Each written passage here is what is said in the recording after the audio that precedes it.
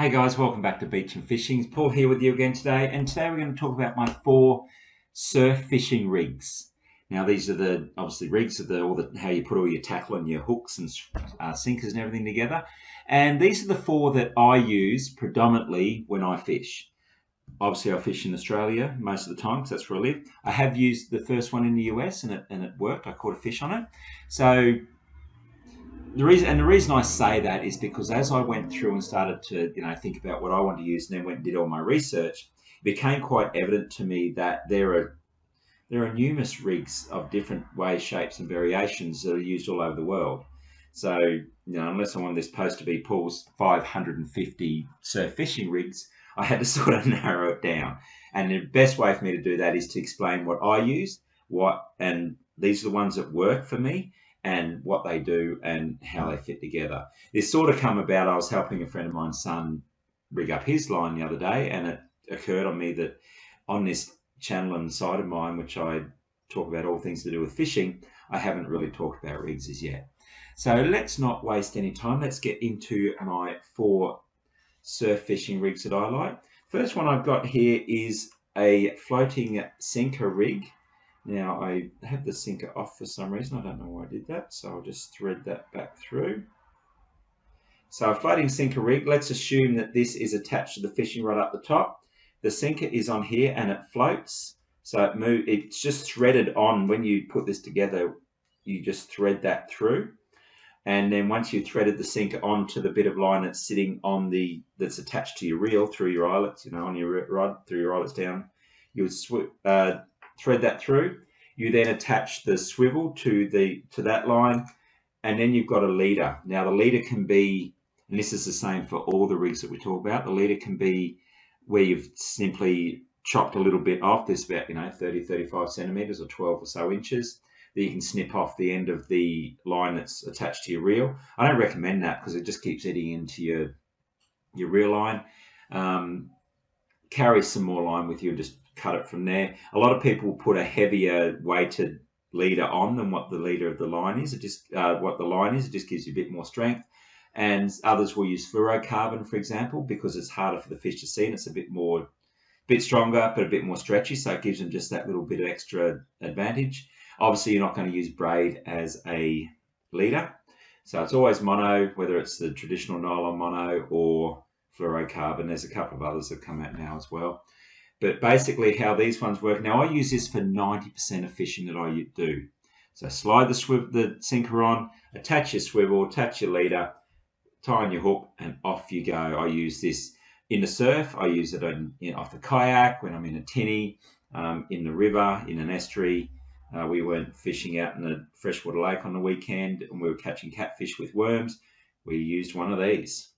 One of the guys varied it by attaching a float, so the swivel still moved around and it hung down, but it's still the same rig. How they're designed to work is with the sinker floating, this can move up and down a little bit if it needs to. The swivel then allows that to move around in the current, so the bait will just sort of swirl along the bottom, which mimics what bait will do in a gutter or a hole in the surf that fish troll along and look for. So that's why that works. I mean, it's just a versatile, easy to use rig that I use 90% of the time, and probably if you look around fishing, especially in Australia, you'll see 90% of people using. Very, very good one for the surf. Variations. The problem with this one is that it's probably a little bit difficult to swap this around. That's a size 2 sinker. You can use a ball sinker, or this is a flatter one because I've used it in the surf. I think that's a size 2 swivel. If it stops moving, and that is a size 2 bait holder hook. Now I've used this size because I'm going after fish that the type of fish we're chasing here range anywhere from, we'll catch them obviously 10 centimeters long up to about 35, 40, 50, 60 centimeters if we're getting some of the flatter bottom ones like flathead and the like. So it will catch anything around that range. We caught a 60 centimeter trevally on one of these rigs with this same tackle the other day. And the disadvantage with these is it's not as easy to swap things around. So if you want to put a heavier sinker on, because it's free up and down the line, you do need to snip it off, put a heavier sinker on and reattach it. So that's probably the disadvantage of it, but very, very effective surf rig. The one as I say, I use 90% of the time. Swivel threads onto, sinker threads onto the line, swivel, leader, hook, done. Go for your life. Second one I use, if I can find where it is I've always known as a dropper rig, but it's a Paternoster rig, is the technical term I realised when I was doing my research. So what it does is, it's again, this line here goes off to the fishing rod. You've got a 3-sided swivel. So the fishing rod line you attach to the top of the swivel. Then you've got 2 leaders. One in the middle goes out to the hook. If I can stop throwing it around and getting it tangled, I'm messing this up like you wouldn't believe. The middle swivel goes out to the hook, and then the bottom leader goes down to either a star or you've got a drop sinker, or a bank sinker or a bullet sinker. Sometimes these are called as well. And the idea is that the sinker sits on the bottom. So if that's sitting on the bottom, the swivel then, with the hook on it, then floats out the side. So it can float out like that. If it's in a stronger current, it can just sit down on the bottom like that beside the sinker, or it can float up around, depends what the current, depends what the waves and stuff are doing. The reason we use this one as opposed to the floating sinker rig, which I use 90% of the time, is because with the floating sinker rig, the bait tends to sit on the bottom, even though it's moving around, it's still on the bottom. Where we fish for, we go for a larger species around here called a mulloway. A lot of people know it as jewfish. When we're fishing for them, because they're not as prevalent as everything else, you tend to throw these out, which is why I've got the big sinker on this one. You tend to throw it out and just let it sit in a gutter and wait for hopefully the big one to come along. If the bait sits on the bottom, stingrays come along and suck it up, and they're a pain in the backside to catch, to get off, to all that sort of stuff. So by doing it this way and having this leader a bit shorter than this one, the bait doesn't sit on the bottom. That's the main reason we do it. Other reasons for this one are good if you're fishing where you're in coral or rocks and the like, because then only the sinker sitting in that, and the hook can be away from the coral and the rocks, which is what can get you snagged. And the third option for this one is it's very, very good to cast. Because the sinker sits at the back, you can fling it over and it will cast a lot further. I'm getting tangled in my jacket here. It will cast a lot further than what the floating sinker ones will, because of the way that because it's got to pull everything that way. So this casts a lot better. As I say, we use it when we're chasing the bigger fish. I've got friends of mine that use the Paternoster rig for everything they do. They just like the way they work. Even on smaller rigs, so they'll use the smaller hooks and the swivels and just turn into a Paternoster rig and go from there. I don't like it. I like the floating sinker ones, but that's a matter of opinion. So how this works is, because generally with this one, you'll have a bigger swivel. This is about, I think, a size 4 swivel. This is a size 6 suicide hook. It's actually a snapper hook for deep sea fishing. And I've got I think that's like a size 3 or maybe a size 4 star sinker. Variations for this. One thing that I love doing with this is, if I can take this off, you can actually see that the end of this is, instead of a hook, it's a loop. I've tied, normally you'd snip that off, but I left it off the neck because I did it quickly a minute ago. That's a loop. So what you can do is, if this sinker isn't heavy enough, you can get a heavier sinker or a lighter sinker if you want it to move around a bit, and then just thread the new sinker thread the loop straight through the eye of the new sinker. Once it comes through, just loops over like that, and there you've changed the sinker without having to retie anything. This hook's tied on, but I quite often do the same with a hook as well. So I put a loop there. So when you tie this, I often pre-tie a lot of these when I go to the beach as well, because if I get a snag or something. So I'll go to the beach with 3 or 4 of these triple swivels, 1 leader, the same as before. I'll use a slightly heavier leader than I will that's on my line.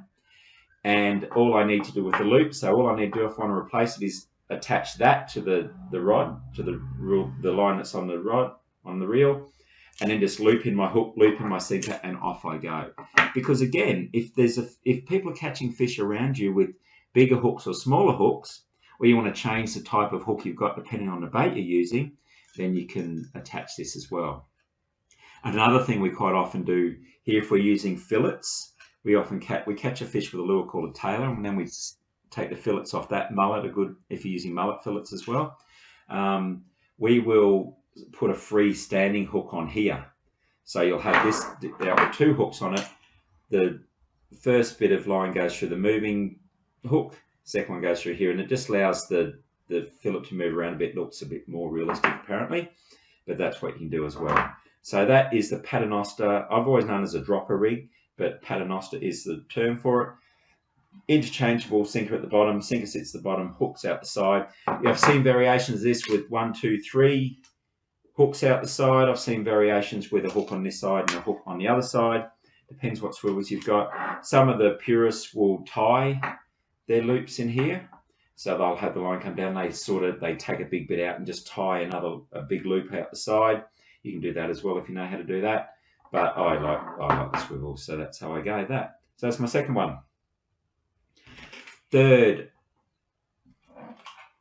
rig here is if I'm using live bait. A lot of times we'll just attach the live bait to the paternosters, but this one is another one that we use. So here I've got a swivel.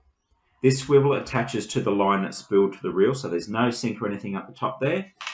Then on the leader, I thread a hook. So you don't tie it, you just thread it onto the line, and then you have another loop with another sinker at the bottom. You can tie the sinker on if you want, but I use the loops, as I say. This is the same, different type of sinker than a star sinker, but same deal. It's got the loop in the top that flicks in and out.